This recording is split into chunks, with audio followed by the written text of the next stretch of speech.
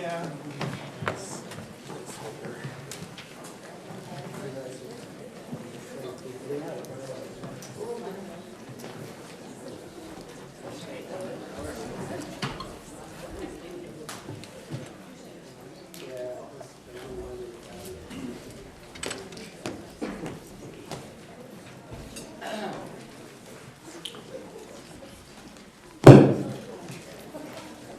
Good evening.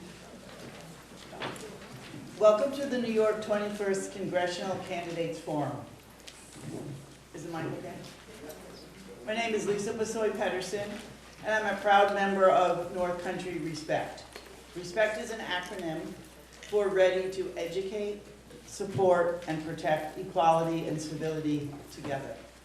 We are a social justice group that formed last year as we began to be concerned with issues surrounding us.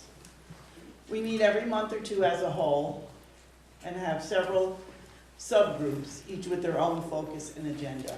And these include education, the environment, immigration and refugees, equality and LGBTQ concerns, Social Security and Medicare, healthcare, and midterm elections, which I chair. We are pleased that everyone is here tonight to learn about the candidates for the 2018 election. One thing I want to add is make sure you fill out your audience participation response sheet. And if you don't have one, there's plenty in front. And if you would select a number from between 1 and 5 for each candidate for each question, that'd be great. And then also you can vote in this straw poll. Who do you think will be the most effective representative for New York 21? And then you can drop them off in the front tables as you leave. Thanks so much and enjoy the forum.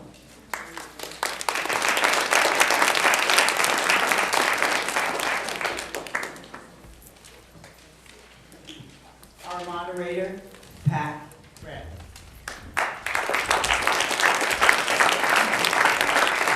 Good evening, I'm Pat Bradley. I'm with WAMC, Northeast Public Radio, and I will be moderating this evening.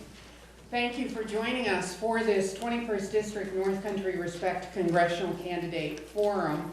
I will very quickly review the rules and expectations, and then we'll move directly into the candidates' opening statements. Because of the large number of candidates, I would ask that everybody hold their applause when they are giving their answers, except following the initial introductions and again at the end of the evening. I would also ask that the candidates, particularly since we have to share the microphones tonight, remain seated when you're answering questions and throughout the evening so that we can quickly and efficiently move to the next speaker. Thank you.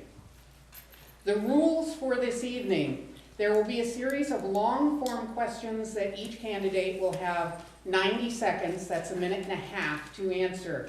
There will be no rebuttals or second responses. The timekeeper, Kimberly, will wave a yellow flag at 30 seconds and a red flag when you have 5 seconds remaining. I will cut you off at the 90-second mark. I'll let you finish the sentence, but we've got a lot of candidates here. You will need to be cut off. A number of topics have been submitted by North Country Respect, but I have made the final selection and have not told anyone the potential or the final questions. We will also do quick bullet rounds or speed rounds, however you'd like to call them, with very short answers, preferably about a 5-second response. Yes, no, very short phrase answers. The order of seating and the opening statements was determined by a random drawing earlier. From left to right, our participants are Tedra Cobb, Ronald Kim, Katie Wilson, Russ Finley, Tanya Boone, Don Boyajian, Steve Craig, Patrick Nelson, and Emily Martz. Steve Craig is a Republican. He will be a Democrat after January. And Russ Finley is also a Republican. The remaining participants are all Democrats.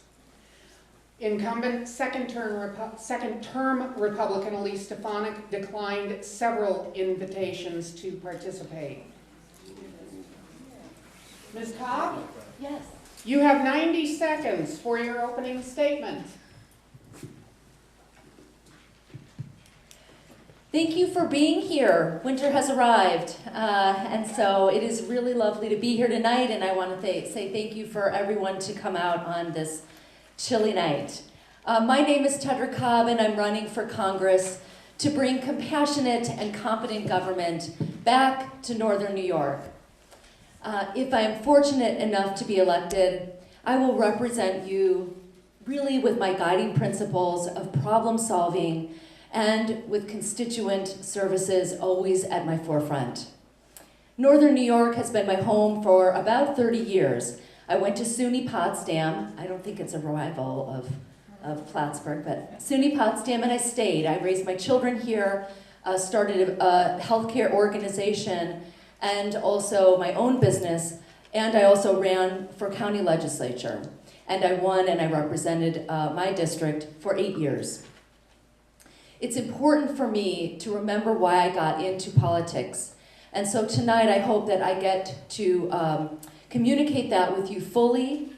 I want you to know that being a public servant is important to me, and that will drive me as I make decisions, as I think about the questions that you ask tonight. And I hope that I will be able to give you an understanding of who I am and how I would serve should you choose to elect me. Ronald Kim.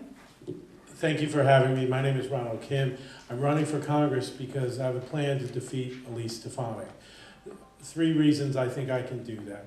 First, I have actually defeated an incumbent in a race. I ran for, in 2005, Saratoga Springs Commissioner of Public Safety. These are citywide races in a city of about 20,000. This is not just a district, this is citywide. He's 10-year incumbent. I beat him. Nobody believed it. I wasn't sure myself. I did that. The second reason I believe that I can beat Elise Stefanik is I have extensive experience outside of Washington. That's what you need. I've maintained a private law practice. I've worked with legal aid as their volunteer president for 10 years. I've done a variety of things. I hope you pick up my sheet to show you, to learn more about my background. It's too difficult in 90 seconds. The final reason that I believe that I can beat Elise Stefanik is we need to get some of the Trump voters back. We need to be true to our progressive values, but we need to get some of those people back, or we're not going to win, folks. And those people have come to me over the years in my private practice because they've lost their houses, because they've lost their jobs. That's the kind of work I do in my private practice. And I know the kind of people and their needs and how we can address those through our progressive values. Thank you. Katie Wilson. It's a pleasure to be here tonight. But the average income in the North Country is only $27,000 a year. And almost 20% of our children are still living in poverty. That's why I'm running for Congress. I'm running for Congress because a hard-working district like ours, full of working-class citizens, deserves a representative and a voice in DC who understands what it's like to make ends meet here in the North Country. Now, I'm a single mother, and my beautiful children are actually here in the audience tonight. And I'm not sure how many single parents there are out here in the audience, but there is one single mother in all of Congress. One woman representing 25% of households across America. Now, I'm here to give all children and all families a voice. We need equal representation more than ever right now. We are experiencing an economy of hopelessness here in the North Country. The wealth inequality, the wealth gap has never been so wide. And right now, the country is more divided than it's been in decades. We must come together. Now is the time. There's an opportunity for unity. And it can start right here in New York 21. I'm Katie Wilson, and I'm here to fight for the hardworking people of New York 21. Russ Finley. Good evening, I'm Russ Finley. Thank you all for being here. As I look out, I see so many people. I've been around politics quite a while. And these events drawing so many people tells me that we have a district where people, they want to be informed, they want to listen. And this is what is so important, is the people of this district, we live together, we work together, we don't identify as Republicans, Democrats, we'll pick on each other, we'll do this, we'll do that. But we never, we're a community. And that's one of the things that I love about North Country values. Now, the reason I'm running is because, frankly, I'm offended. I'm offended that our representative is not here, has not been here, and will not be at any of the upcoming events. The fact that I sit here as the lone Republican, that doesn't bother me. Now, what I am is a conservative. I believe in conservative values, people putting money, keeping their own money in their pocket, lower taxes, and freedom and free market enterprise. But the fact is, we're all here, we're all sitting together. There's been no disrespect. Where the disrespect has been in Washington, D.C. is by both parties letting us down, just doing this kabuki theater of running back and forth and accomplishing nothing and holding us hostage while they do it. Thank you. Tanya Boone. Thank you. Thanks for being here. My name is Tanya Boone, and I'm from Granville, New York. It's a small town in Washington County of about 6,000 people. And I was motivated to run for Congress because my grandparents were able to live a different life than folks are today. They worked blue-collar jobs, and they were able to live a middle-class life. And I don't see that with this generation. It's more of a struggle. My brother works 2 full-time jobs and actually works odd jobs on the weekend just to get by, just barely get by. And this isn't because he works less hard than my grandparents. It's because the rules of the economy have fundamentally changed to favor the very wealthy over working families. A perfect example of this is the tax bill that is being considered right now. It's going to cost us $1.5 trillion in tax cuts to the wealthiest Americans and big corporations. And if we were serious about creating good jobs in this country, what we need here in this district is an infrastructure bill that can really change things. So I think the primary challenge in our country right now is how do we rebuild the middle class? And I think I'm uniquely qualified to fight on that because I've been a union organizer for 12 years. I've been a small business owner of a struggling small business, and I went and got an MBA, and I've worked for GE Healthcare for the last 6 years. So thank you. Don Boyajian. Thank you. You know, we deserve better. You know, upstate New York has been getting a raw deal ever since I was a little kid. I've had dozens of my childhood friends that I grew up playing outside and fishing with. As they got older, they had to get up and leave. It was just because they couldn't find a job here. That's not a good path to be going down. And we can't afford to go down that path any longer. But I'm so confident that we can change that path. We can correct it and get on the right trajectory. And the time to do that is now. But we need a champion and a fighter that's going to make that happen, especially at the federal level. And I know what it means to be a champion and to fight. I've been a champion of environmental issues ever since I was younger. I went to school in upstate New York, Colgate and Cornell Law, solely to work on environmental issues. I have represented communities in upstate New York fighting against corporate polluters. And I worked in Congress at a time when Congress was a champion for the American people. In 2009, day one, we passed Lilly Ledbetter. 2 weeks in, the stimulus package. That's being a champion for America, investing in America. But Congress, they're not fighting for us anymore, and they're certainly not fighting for upstate New York. And that's why I'm running for Congress, because we deserve better. Steve Craig. Hi, I'm Steve Krieg. I came here 40 years ago as an airman in the Air Force. I graduated from Clinton Community College while I was on active duty, and I stayed and graduated from Plattsburgh State afterward. Except for 5 years I was away at college. I've lived in the district ever since. I'm an optometrist in Plattsburgh, and I've been on the Plattsburgh City School Board since 2010. Up until a year ago, I wasn't considering running for anything other than school board again. Then racism and religious bigotry reared its ugly head. A proud, ignorant man was elected president. When I saw the Republicans trying to sell the bogus American Health Care Act, I was so disgusted I changed from Republican to Democrat. Even though I consider myself pro-life and pro-Second Amendment, before the vote, I called Elise Stefanik's office expressing concern about the effects the act would have on school children who needed speech therapy and occupational therapy. I was speaking as a school board member on behalf of school children. I got no response from Elise.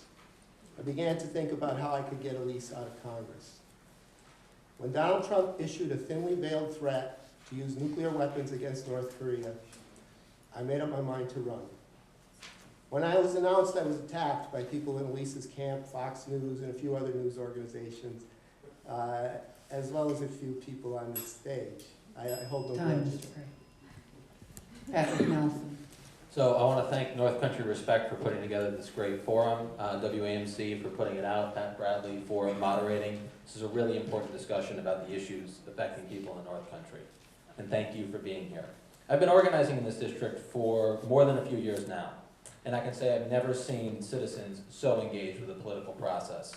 This here tonight, almost a year out from Election Day, is a great cause for hope, and this is what the political revolution looks like.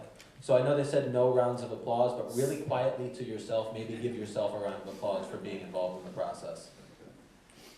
My name is Patrick Nelson, and I am running for the U.S. House of Representatives because the decisions we make as Americans and as human beings over the next 2 decades will determine the legacy of our country and the legacy of our species. We need to end the criminal level of negligence coming from our federal government surrounding climate change that threatens our economy and our national security. As Americans, we must come to our collective common sense and join the rest of the industrialized world in guaranteeing health care to all of our citizens as a right and reducing the obscene level of healthcare spending in this country by moving to a Medicare for all system. And at a time when the top 1% owns more wealth than the bottom 90% of us, we must recognize that supply-side trickle-down economics is a scam. Giving more wealth and power to those who already have it through handouts from Washington, D.C. will not help working families in this district. Thank you. Emily Marks. My name is Emily Marks. I want to represent us in Congress because while the incumbent has been supporting major corporations and millionaires, I've been doing the job that she should have been doing. The next time you're in Messina, go into the boutique, Two Mama Birds. In part because of a small business development program that I helped administer, there is now one more thriving storefront and one more thriving business and one less empty storefront. I grew up in a poor rural family. As many of us were, I was taught to earn what I need, help others along the way. And the biggest problem I see facing us now is that because of politicians in Washington, unless you have money to begin with, hard work isn't enough, particularly in rural America. But I have a vision. It involves the arts, infrastructure, healthcare, natural resources. I know from my work throughout this district that our rural economies, we have the power to create family-sustaining jobs that can put food on the table, money in the bank, if we invest in our biggest resources, our people and our landscape. Polling is telling us that 76% of swing voters want their leader to focus on growing the economy. That is my message. That has been my experience, the only candidate among us. So I ask for your vote. If we put Marks on the ballot in November, we can win this district. And these are your 9 candidates currently running in the 21st District Congressional race. This is your first opportunity to applaud if you'd like.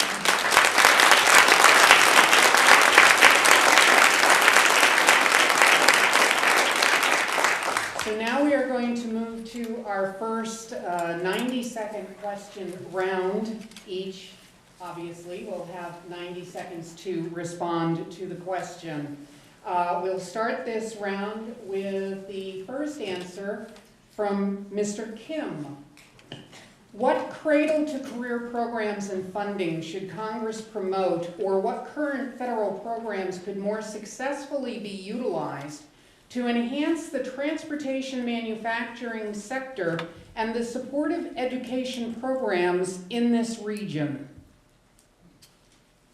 Well, I think the public-private, excuse me, public-private partnerships between schools like this, the community colleges, is a critical part of us developing those capacities within each of in each community. And you know, in the district, we have 5 or 6 really good community colleges.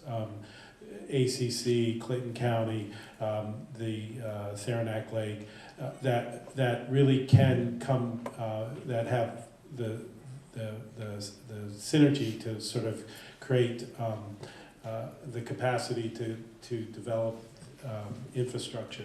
I have some particular proposals in that regard that basically the first one would be that we do a survey of our deteriorating roads, bridges, and water and sewer systems, so that we can sort of understand, put our arms around the problem. As Commissioner of Public Safety, I was well aware of the problems that we had in this regard, and how critical it was to address these issues. And then once we got an arm around the problem, then we really have to sort of prioritize and then seek funding from funding sources in Congress, etc. So those would be the kinds of ways I would address this issue. Thank you. Ms. Wilson? That was a very long question, but I'll do my best to recall. Let me just say that if we had taken, if we still take, because we could, there's an opportunity here, the kind of money that was just about to be transferred to some of the wealthiest Americans and put that into infrastructure, think of how many people across the North Country would benefit. We have some of the oldest pipes in the state, clay pipes, that need replacement. We have roads and bridges that need to be replaced. We need more access through airports. We still have almost 30% of the area lacking broadband. These are jobs. These are opportunities for people to find good paying work. And right now, we're not actually, there isn't just a shortage of jobs, there's actually a shortage of skilled people to fill those jobs. I don't know if you all saw that article in the Watertown Daily Times, I'd say a week or 2 ago, but we're lacking nurses. We're lacking people to fill even jobs in the hospitality industry. There's an opportunity here through our BOCES and CB Tech programs and public-private partnerships like Ron was talking about through places like Clinton Community to train skilled individuals on even 2-year direct entry career paths and put them to work right here in our communities and build our communities from within. Mr. Finley? Frankly, I believe we gotta back up. Everybody keeps talking about these college, public-private partnerships and everything like this. We need to look at our schools. Let's take a good hard look. Most of us in here, when we went to school, there was metal shop, there was wood shop, there was small engine shop, there was small home ec. Now, of course, usually the girls went to home ec, the guys like me went and nailed ourselves to something in the shop class. But the fact is, this is what we need to bring back. We need to bring back teaching kids skilled trades, getting their hands dirty, and the ability to work, and the understanding that if you want something, you gotta work for it. Honestly, frankly, right now, we've got a generation of people walking around with hands like this. We need to put more people out there. I'm a farmer. We need more people with hands like this. And that is why we have to take a good hard look at our education system, and we need to revamp the BOCES programs. We need to teach welders, skilled trade, electrical. No kid should come out of school not knowing how to do a little bit of electrical, change their own oil, change a tire. And also, yes, takeout isn't for everybody. Everybody should be taking a home ec class and knowing how to cook themselves decent meals. Ms. Boone?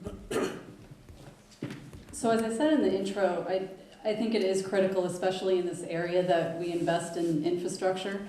And part of that is broadband and cell phone service.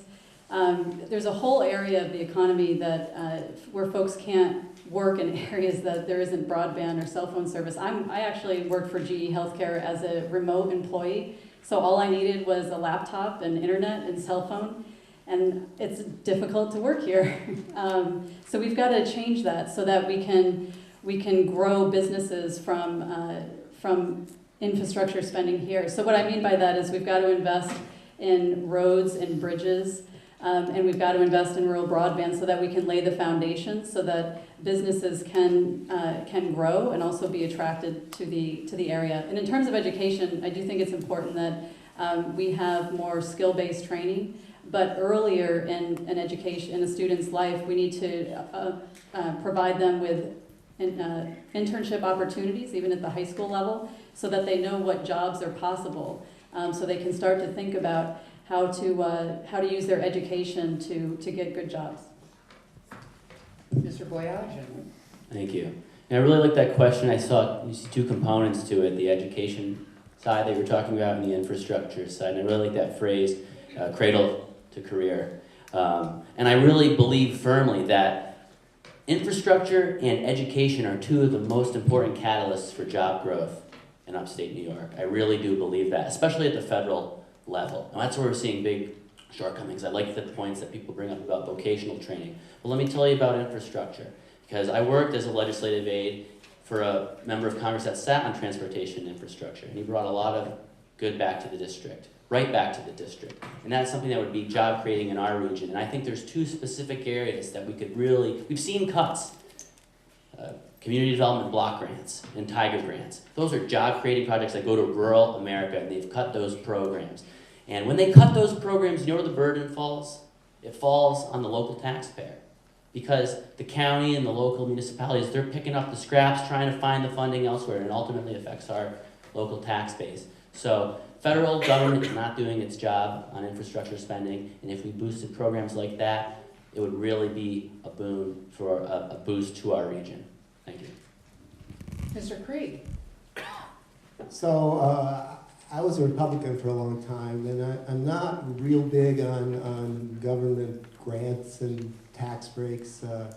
I think that those are given out by politicians to buy votes most of the time and not so much based on need. I am a big proponent of education. I've been on the school board for quite a while, and I think that that's where we need to put most of our emphasis if we want to have people prepared and get good employers up here to give them good jobs. And Russ, I don't know if you know, but I mean the BOCES do teach all that stuff that you were talking about. I mean we do teach it. I know because I'm involved in it. And also I'm a big proponent of community college. I did go to Clinton Community College. And I think it's a wonderful place for kids to start. It's also a wonderful place with a new advanced manufacturing institute for people to get experience at jobs that they can do right now, right here, without going on to school somewhere else. Of course, we need to improve infrastructure. That's what employers look at when they want to come to an area. They don't want to come to an area that doesn't have good infrastructure, so that's something where government should be doing some work. Also, I came back to this area because I loved it here. I love the recreational opportunities here. And I think New York offers that, and we need to promote that. Thank you. Mr. Nelson? I also find it interesting that we're putting infrastructure and education in the same question, and I agree that we should approach these with the same idea as investments in the long-term future of our country. How are we going to compete in a global economy when we have countries like Germany out there that have tuition-free higher education, when you have countries like Denmark that offer their students a stipend to go to school? So they're providing an incentive for people to become educated. Here in the United States, what do we have? Student debt, $1.3 trillion of it, functioning as a disincentive for people to get educated. This is a global economy. The better educated our workforce is, the more we're going to be able to compete. So in the history of education, primary school used to be the cutoff for public funding. Then it was 8th grade. Then it was moved to 12th grade, and in 2017, it's time for a higher education to be publicly financed. It's time for tuition-free public universities and trade schools and community colleges. In terms of infrastructure in this district and transportation, with climate change, we are going to lose farmable land throughout the country. But here in the North Country, it's very likely that we're going to experience a longer growing season. That means more people will be depending upon the products that we produce here, and that's why we need to invest in things like the rooftop highway to make it easier for our farmers to get their goods to market, because there's going to be greater demand on the food we produce here. Not just for the benefit of our district, but for the benefit of the broader Northeast, we need to invest in North Country infrastructure. Ms. Marks? How do I see us investing in our region's future? And I heard the question begin with cradle to grave. And I do believe that it begins there in our region, in that we need to make sure that as we're talking about education, we're also starting with affordable and accessible childcare. We talk a lot about empowering women in our region, and I know from talking with women around the district that indeed for their families and for themselves, childcare is something, and there are efforts throughout the district that could certainly use supporter at the federal level. The second is the infrastructure. Indeed, I was on the Downtown Advisory Board and in Saranac Lake, and we had several businesses contact us to find out more, to see if they wanted to relocate. And as soon as we said that we did not have high-speed broadband, they said they had to look elsewhere. It's also important for education. Those of you who have children know how much online work there is. And in terms of education, indeed, the vocational education, access to higher education of whatever sort is best for students. And since that's been covered, I will mention one more piece that needs to be considered when it comes to investing in this region's future, and that is transportation. Actual transportation in rural America. There are indeed, as people have pointed out, jobs available, particularly in Plattsburgh with the US-Canadian integration. It's difficult for a lot of people to access that, so we need someone at the federal level thinking about rural transportation differently. Ms. Cobb? May I ask if you repeat it? Because I'd like to. It's been a while. Thanks, sorry. What cradle-to-career programs and funding should Congress promote, or what current federal programs could more successfully be utilized to enhance the transportation manufacturing sector and supportive education programs in this region? Thank you, thanks. I think the first thing, I'm taking this question, when we talk about Cradle and federal programs, we need to start with Head Start. We need full-time pre-K. We need an integration of understanding computers at those early ages. When my children were in school, my daughter had a friend who didn't own a computer. We still have those kinds of hurdles. So I'm thinking about the federal programs that you've talked about, Head Start. Also, we need Title I, which provides school districts for additional remedial services. Many North Country schools receive Title I funding. So for me, I'm taking the question, thinking about specifically, what does the federal government provide now, and also what are we at risk of losing? So I agree with everyone on the stage in terms of infrastructure. I was just at a summit in Saratoga, and they were talking about 5G. 5G. I cannot get AT&T at my home, but I can get Verizon, and I own my own business. Thank you. That's the first question. Our second question, the answer will start with Katie Wilson. And the question is, last month, President Trump declared the addiction and opioid crisis a public health emergency, short of a national emergency, and he also did not request additional funding to address the issue. As a House member, how will you help local and regional services that are struggling to provide treatment and recovery options? Well, this is, of course, about funding, and the fact that no additional funds were appropriated is incredibly disturbing, especially for someone who appears to be taking this seriously. What I would do first and foremost is add more beds. In a 12-county district We have 7 detox beds in the entire district, and they're all in St. Lawrence County. There are a couple other programs looking for funding right now. They look good, it looks like they're gonna go through, but this is about funds. It's also about peer-to-peer services, and it's about stigma. We need to continue bringing people together and sharing stories. We need to be careful about how we treat children coming up. You know, this is an opportunity, you know, as we were talking about an opportunity for internships and mentorships, you know, here's an opportunity for our youth to learn from our aging seniors and have a discussion about how this affects a life. Let's bring more people into the schools. You know, we have a great program that I remember in the public schools around here, and there's a new man, I forget what the program's called, but they come in and it's like a drug education. And I caught him on the way out of school the other day, and he said, you know, this program really needs some updating. I was in the 4th grade class the other day, and one of the kids came up to me and asked me what a vape pen was. So it's a whole new world. You know, we need to approach this with creativity. Russ Finley? First of all, you can take many, many social issues and take it back to the economy. I mean, you look back through history. When the factory closes, what's the business that takes off? The liquor store. As the economy goes down, more and more people turn to drugs and self-medicate and whatever. So, to me, fixing the economy, giving people something to live for, giving people a reason to get up every day, and so when they have a job, they actually look at that and they say, I really have something to lose now. So economics is a very, very strong part of it. Another thing is border security. A report came out the other day, 70% of the Oxycontin and fentanyl that's coming in is coming in through our southern border and through our borders from China. So we need strong border security to stop that stuff coming in. If you start working on those things, and then also legislation like, I understand that when people need a prescription, like after something as routine as a colonoscopy or something, instead of getting like 3 Oxycontin pills or Percocet or something, they have to take a whole prescription of 30.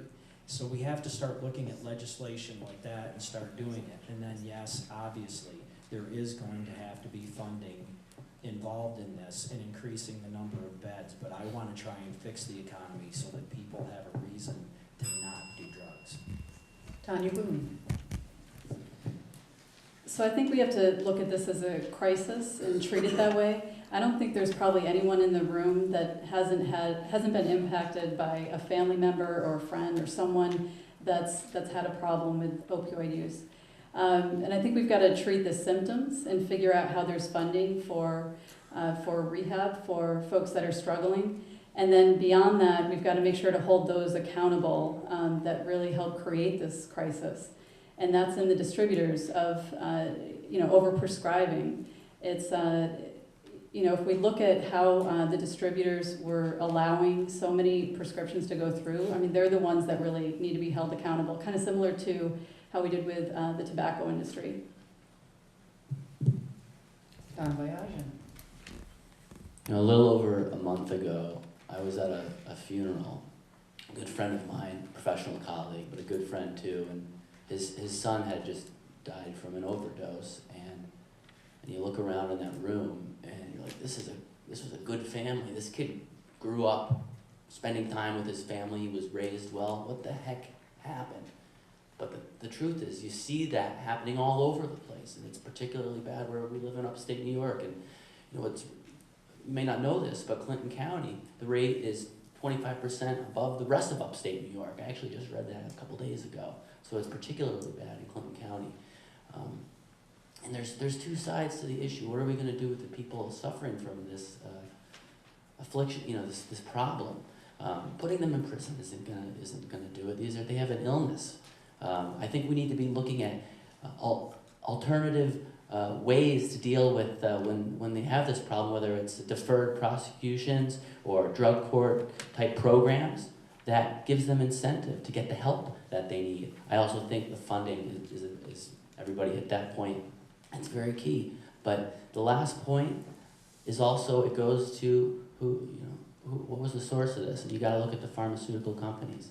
They were pushing this stuff on us, and we need to get them under control and hold them accountable. And Congress could do that if they wanted to, and that's what I would do.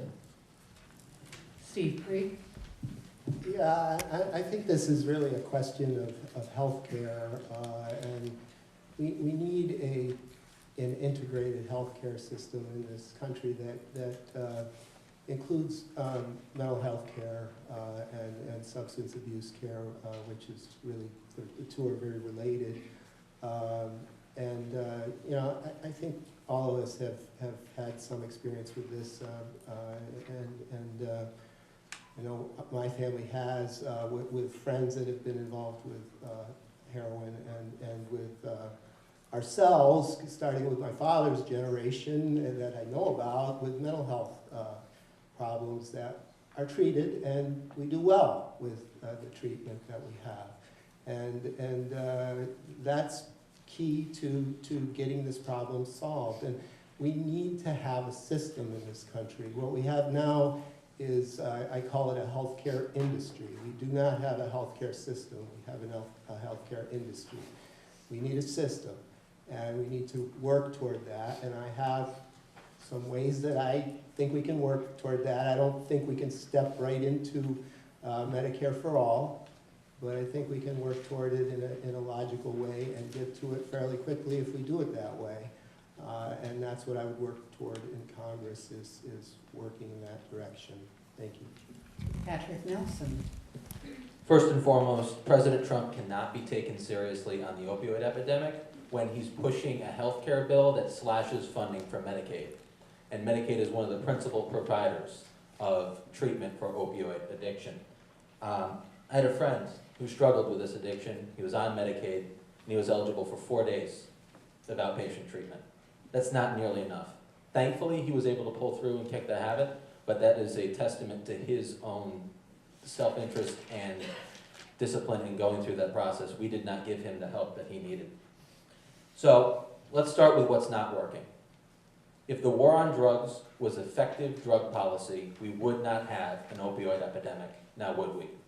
So that's where we're getting the funding from. Let's take it out of enforcement and let's put it into treatment. Enforcement has failed. Regardless of the trillions of dollars that we have spent trying to deal with this on the supply side, addiction rates are higher, overdose rates are higher. It's time to end the war on drugs. Legalizing cannabis is part of this solution. States with legal cannabis have a 30% lower incidence of opioid-related hospitalizations and overdoses. I met a woman a few days ago who was a chronic pain patient who moved from opioids to medical cannabis, and she told me, and these are her words, it gave her her life back because it's much less addictive and it's much less debilitating in terms of your ability to experience your life. We need to end the war on drugs and move forward with a universal healthcare system that includes drug treatment. Emily Marks? The first thing we need to remember is how we got into this, and this was a failure on the part of our federal government for holding the pharmaceuticals responsible for profiteering off of our health. Secondly, the question is, yes, of course we need more funding, and how? What do we do with that? And my focus would be on working with the local efforts. I know that here in Clinton County, there is the SPARK organization, and I've been learning about that, and I've been learning that the elements of a successful program is to be focusing on prevention, treatment, working with employers, working on recovery, and then redirecting addicts to the appropriate place, away from criminal justice, for example, and towards treatment or mental health services. And finally, it is very important to me that we are seeing this crisis for what it is, which is a social and community health crisis. It's also important to me that we remember that drugs were not considered a community or mental health crisis until it hit the middle-class white population. And so as we create programs and as we move forward, I would ask that we do everything we can to prevent this mistake from happening again, and we keep that front and center in our minds. Deborah Cobb? I think the first thing that we need to guide us is compassion in this instance. I think probably none of us have gone through life without addiction. And I'm not just talking about opioid addiction, but alcoholism or another drug or, in our families. And so I think compassion and also treating the whole family unit, providing services to the whole family unit. We need community services that are embedded into the community. We also need beds for people to live in homes that support each other so that peers can support each other as they recover from addiction and they transition back into their lives. We need support for veterans and peers of veterans. There are many programs that are peer-to-peer programs for veterans. We also need education for police officers and nursing and emergency services. We need to treat addiction as an addiction and that it's not a criminal offense. And finally, we need to hold the insurance companies and the pharmaceutical companies accountable. Insurance companies could provide medical marijuana in New York State, but they are not. And I think that the person that Patrick met is a woman that I met several months ago, and I said to her the other day, "You look marvelous. You look amazing." And she said, "I'm taking medical marijuana." But you can't get that in the North Country. We need support and help so people can live their lives. Ronald Kim. Everyone has suggested that the things that we need to do, I agree with those things. How do we pay for it? I think we have to focus on big pharma. And essentially what we need to do is Congress needs to go to them and say, look, you're paying for this. You created the problem, you're paying for it. It's not going to be something that we're going to be able to do cheaply. It's going to be expensive, but we have to do this. So yes, we have to add beds. We have to treat people who will treat these problems. We have to, from top to bottom, add resources. But who's going to pay for it? Big Pharma is going to pay for this. But here's the thing, and this is the part of where even Democrats have failed us in the past. We've been it's been too easy to align ourselves with big corporations like Big Pharma, and we've not held them accountable. This is one where we have to hold them accountable and say, look, you created this problem, you're going to pay for it. And we start from that conversation, not when you're going to do this, because ultimately that's how we're going to get this problem solved. I agree, the war on drugs failed a long time ago. As Commissioner of Public Safety, I saw that we could pour resources in interdiction. It wasn't stopping it. We now have to treat it. Thank you. And that is the second of the longer form questions on the first part of this agenda. We now move to our speed rounds. These are where we expect very short answers from the candidates, ranging from local to national to quirky subjects. Maybe not so much quirky, but kind of different sort of questions, where hopefully they can give us some very, very short questions within maybe 5 seconds or so. And the first speed round question, Russ Finley, you get to answer. Should the Lake Placid, North Country, and general New York region host another Winter Olympics? Well, 30 years, 30 pounds, and a full head of hair ago. I was on the U.S. bobsled team, so you betcha. Bring it back. Tanya Boone. Yes, I think it would be a huge boon for the community and would bring a lot of energy here. Don Boyajian. Absolutely, yes. Steve Prigg. These things tend to become boondoggles. I would say I would be in favor of partnering with Montreal, Canada, and doing it that way. Otherwise, I think it'd be ridiculously expensive and not do it. Patrick Nelson. I love the idea. I'd want to talk with the people in Lake Placid first to make sure it's something they want to do, but if they're for it, then I'm for it. Emily Marks. I would support it if we worked with Canada to do it, and if we made sure that we controlled this and not the International Olympic Organization. Tedra Cobb. Yes. Ronald Kim. I was there when we won the gold medal for hockey, so yes, but we use it as an opportunity to put high-speed rail from New York City up to the Adirondacks. Katie Wilson. You know, I hadn't thought of the high-speed rail component, but otherwise I'd say absolutely not. We cannot, we don't have the infrastructure. The only reason we pulled it off in 1980 is because we were building all those prisons. So unless y'all want a bunch more prisons in the area, it's not gonna happen. We just can't sustain what it would take to bring those games back. Tanya Boone, you get the next speed round question. Who do you consider to be the current leader of your national party?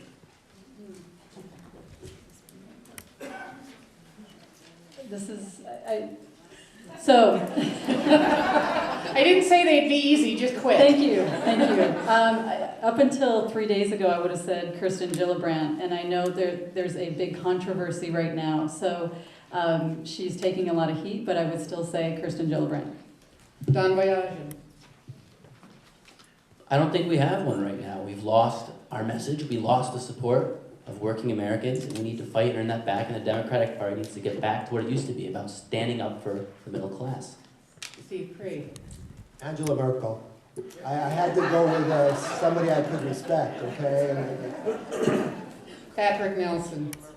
The leader of the movement for working families that I want to be a part of, if it's not the Democratic Party, is Senator Bernie Sanders from Vermont. Emily Marks. I neither see a clear leader, so I would say that's what we're here to figure out, and put it into the hands of the people. Deborah Cobb. Okay, this is the moment of truth. It's Joe Biden. I have a crush on Joe Biden. Ronald Kim. It's you guys. It's you guys. And that's what's happening around the country. And that's what the Republicans fear. It's you guys. Katie Wilson. Ron, you stole my answer. But you know what? I'll take it a step further. I think it's the women of America right now. I mean, we've seen what has happened. So let's own that and let's be proud. Russ Finley. Honestly, I think the future leaders of both parties are sitting on this dais right here tonight because we're the people that have stood up, we're standing up to our parties, and we're speaking truth to power, and you people are helping us. Okay, our third speed round question. Somehow you can't get through a debate without this coming up, so I'll go ahead and ask it. Don Boyajian, President Donald Trump, impeach or not? Impeach. As soon as possible. Patrick? That makes 3. Emily? Let's go through the process so that we can get to that point. Deborah? I don't think we should impeach at this point. I think we should go through the process, because if we impeach without that, I think that things will fall apart. I think it's absolutely irresponsible. Ronald? I'm more fearful of Vice President Pence becoming President Pence. Katie? Ron, I mean, yeah, that's what's up next. I say we elect another president in a few years and we avoid the Mike Pence of the world leading us. Russ?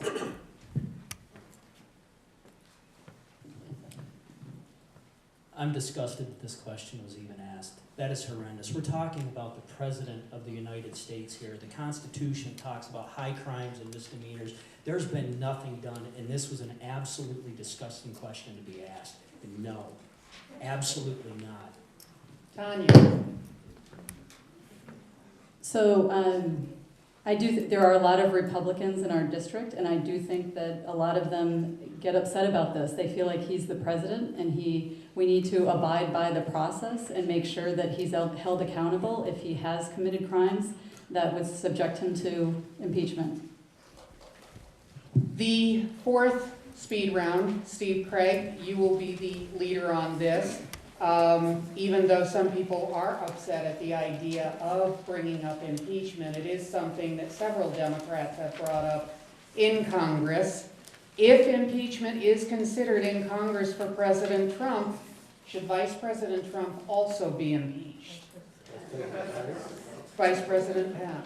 Well, I honestly think there are some grounds to impeach President Trump. I don't see grounds for impeaching Vice President Pence at this point.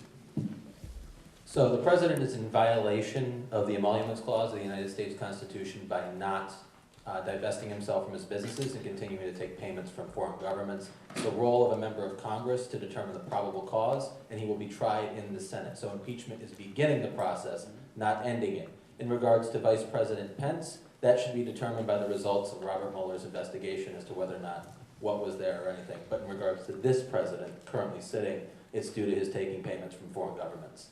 Emily Marks. We do need to move this through the process, just like we're moving the president through the process. And I hope to be a part of that if it hasn't happened before I get there. Deborah Powell. Yeah, I think the emoluments clause is important, and I think we need to hold the president accountable. I caution us.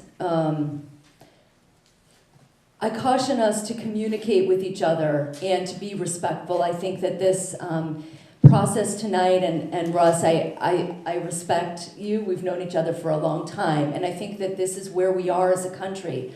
We're very divided, and I think that this discussion needs to go forward. I think that we need to investigate thoroughly, and I think that the Congress and the Senate needs to let all of the investigations that are going forward happen without any pressure, or and the president needs to stay out of all of the investigations that are happening as well. I'm not saying that super well, but I really think we need neutrality. Ronald Kim. I'm old enough to remember the Watergate hearings and the deliberations that went through, and also how that tore our country apart.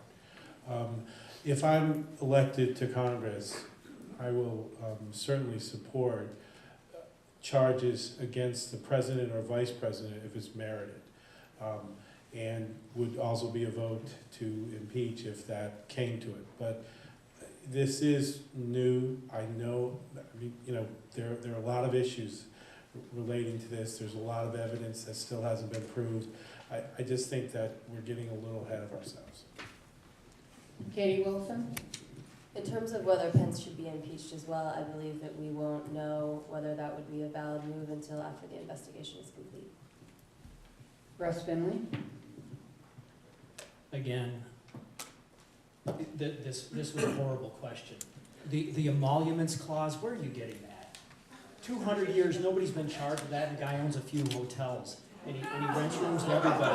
Go ahead and laugh. How about Hillary Clinton selling uranium? How about Maxine Waters getting how many billion-dollar bailout for her husband's bank? How about Nancy Pelosi getting her husband being made a billionaire off of high-speed rail projects? Joe Biden. This is a bullet round. I'm firing a lot of bullets. And the hero of the Democrat Party, Bernie Sanders, how many million did he get his wife for the failed college? So you want to talk about, hey, you want to attack my president, ladies and gentlemen? I'm here to tell you, I'm not going to tolerate it. Well, too bad, too bad. Okay, we can discuss that in the hall afterwards, okay?